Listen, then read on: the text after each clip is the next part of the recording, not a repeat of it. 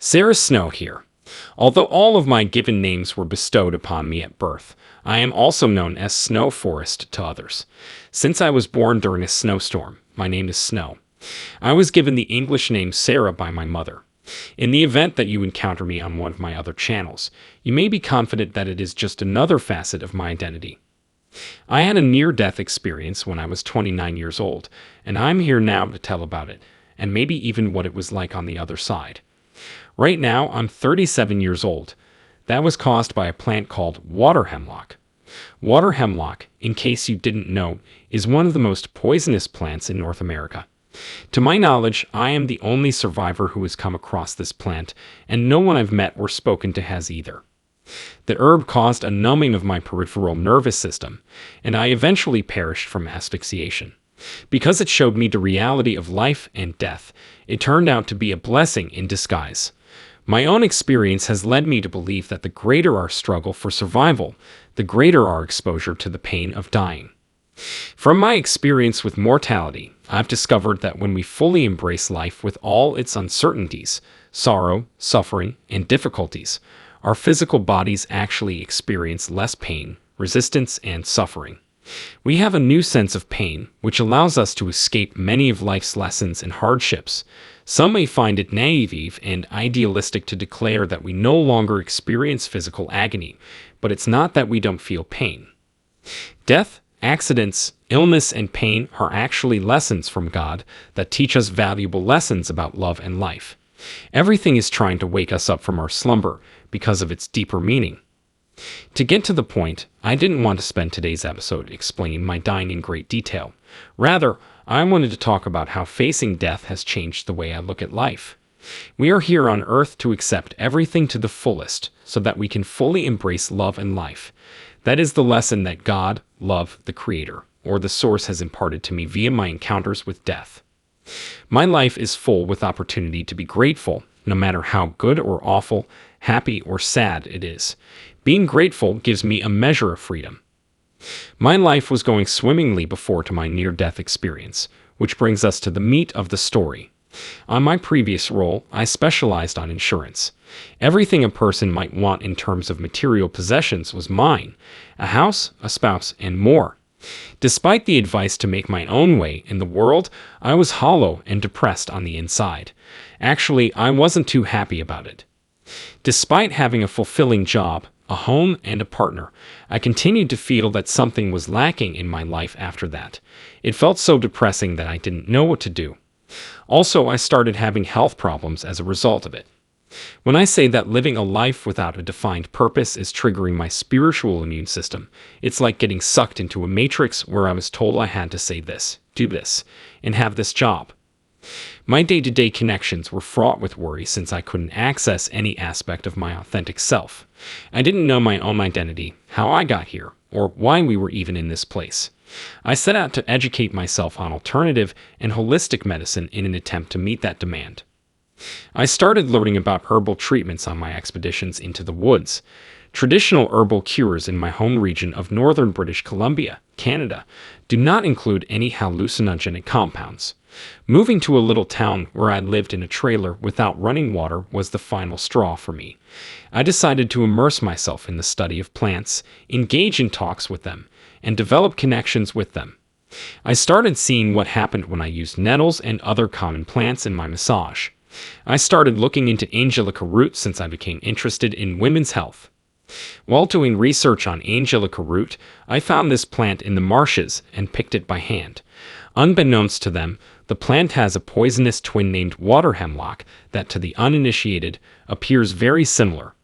I had the impression that the Angelica root I had just collected had been contaminated by the surrounding water hemlock.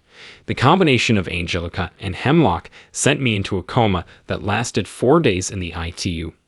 Afterwards, I regained complete awareness. The circuit toxin in that plant incapacitated my peripheral nerve system. My demise was brought about by my inability to exert control over my breathing from the neck down.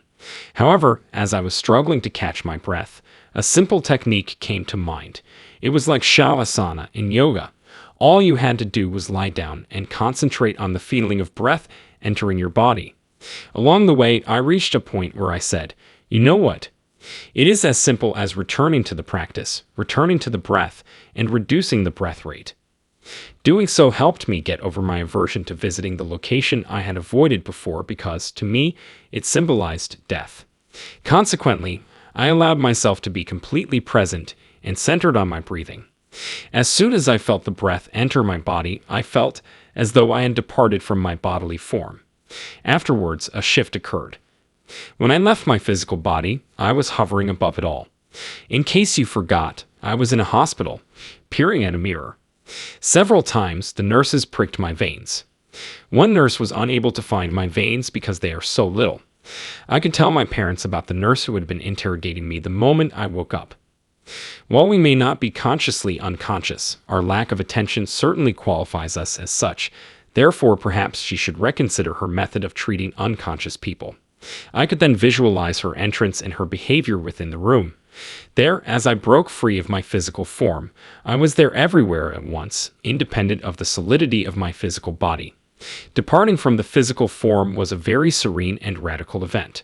After the physical, comforting calmness of being embraced in the world's largest hug by the most secure person faded, and my resistance to death terror subsided, I started to feel reality spreading underneath me in the third dimension.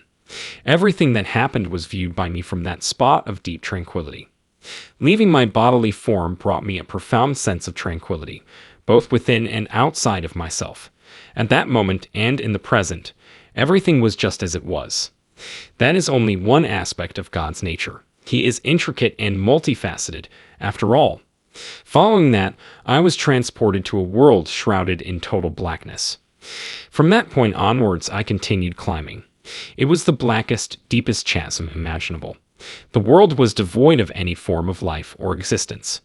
There was nothing to it other than losing oneself in this infinite, ecstatic realm. In the midst of this blackness, I felt as if I were seated in the splendor of awareness. I could perceive the depth of all things. A dim white light arose near the tunnel's end, which was otherwise completely dark. Due to the simultaneous existence of all these aspects of one's identity and these times, time does not play a role in this theory. Luminous and diminutive, it enveloped my entire being.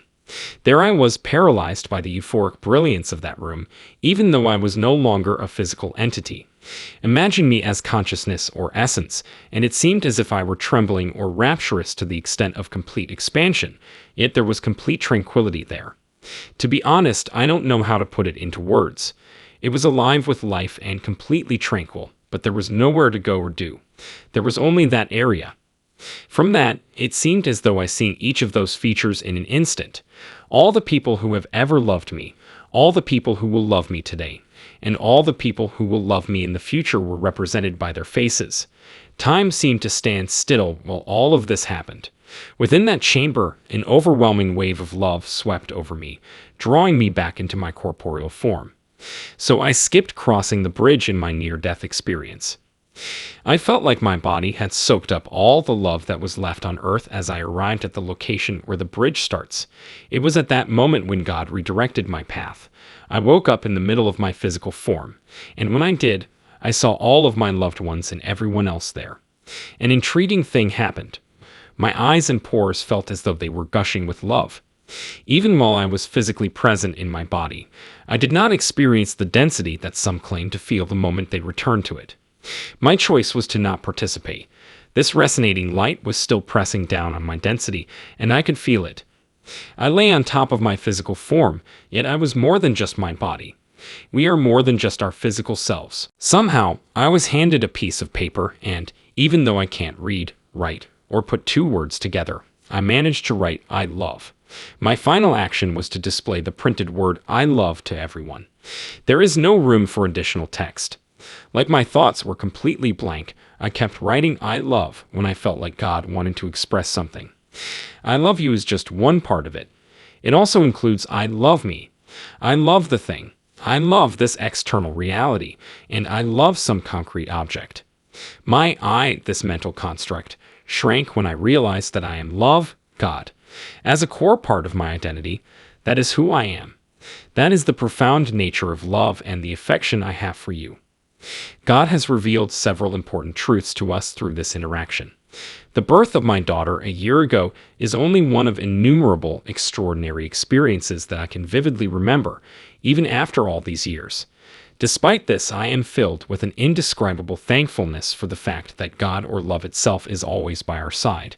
When you release the I from your ego's I, you open yourself up to the I love, and the world around you becomes a playground of endless opportunities for growth, connection, and release from the I wishes to focus on. As a result, I felt a strong sense of divine inspiration to declare, "This moment now is where love is," during my interview on this channel earlier today. No need for us to be patient. We shouldn't waste time waiting for death to happen since it doesn't exist. But these reminders of our own mortality also help to affirm the love that surrounds us at this very time. A kingdom exists at this very place. We have already entered paradise in our hearts. We often fail to notice that because we are so preoccupied with ourselves. Through the mental filters of division and judgment, we can perceive the nature of the cosmos and its inherent goodness or evil. Simply said, this corporeal body and this three-dimensional universe contain only the duality of good and evil, light and darkness, life and death. In spite of this compartmentalization and division, the truth is that our physical bodies are but vessels for an essence that is trying to establish a connection with us, an essence that is all-knowing, all-seeing, and all-loving. Its unusual form suggests that it is trying to say something. The most important thing, though, is to stop thinking of your mind and ego as separate entities. As a result, we experience a merging of our inner and outer lives and gain insight into the mirror image of our surroundings. What we see around us is a reflection of our connection to love, God, or whoever you choose to call it. Our interpretation of the outside environment reflects our inner conflicts with love. It is from this understanding that the lessons for our planet are derived. Without the knowledge we have gained about our physical selves, about pain and suffering, we would never have awakened to the beautiful dream of life. The lessons we learn about our aversion to love from these obstacles are invaluable. What I want to tell you today is how death changed my outlook and taught me that there is a purpose to everything, that we are all part of a grand design that shows us when we are hard on ourselves and need to forgive and love ourselves more.